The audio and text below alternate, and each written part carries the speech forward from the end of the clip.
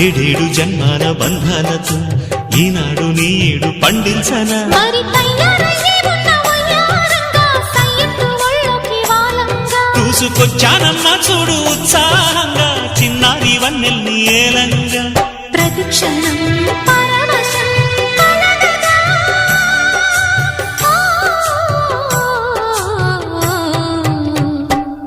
మనసా పలకవే మధుమాసపు కోయిలవై చెలిమే తెలుపవే చిగురాశల గీతికవై